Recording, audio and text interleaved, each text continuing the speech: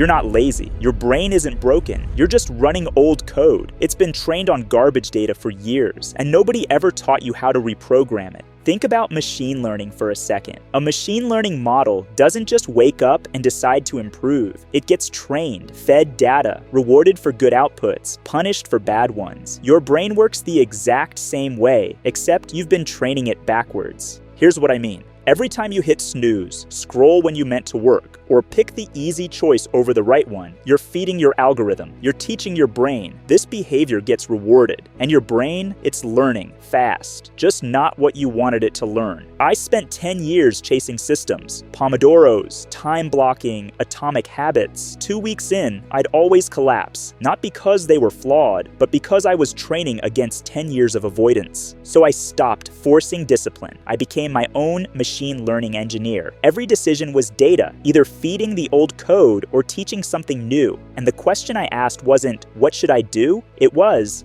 what am I teaching myself right now? But here's where it gets interesting. Machine learning has 3 phases: data collection, pattern recognition, reinforcement.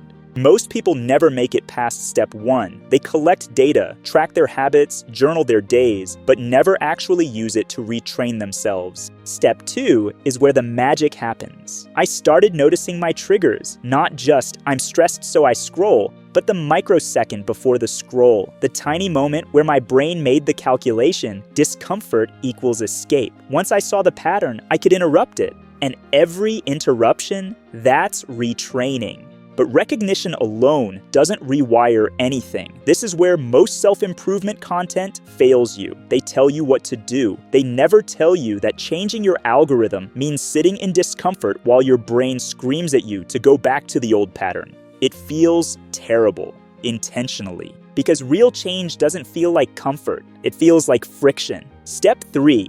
Reinforcement. When training algorithms, you reward the model for correct outputs. With yourself, you track the wins, not the outcomes, but the moments you chose differently. I kept a tally. Every time I caught the old pattern and chose the new behavior, I marked it. 20 tallies felt better than any productivity app ever did, because I wasn't tracking tasks. I was tracking transformation. After 30 days, I tested the algorithm. No alarms, no blockers, no safety nets, just me and what I'd taught myself. And something bizarre happened. The right choices started feeling automatic. My brain had learned a new pattern. Discomfort doesn't mean escape anymore. It means opportunity. I wasn't fighting myself. I wasn't relying on willpower. My personal algorithm had been retrained. The neural pathways that used to fire for avoidance now fired for action. Not because I'm special, because I treated my brain like what it is, a learning system. So here's your assignment. For the next 7 days, track one pattern, just one. Notice the microsecond before you do the thing you don't want to do. Interrupt it, mark it, and watch your algorithm start to shift. You're not lazy, you're just running old code. Time to update it.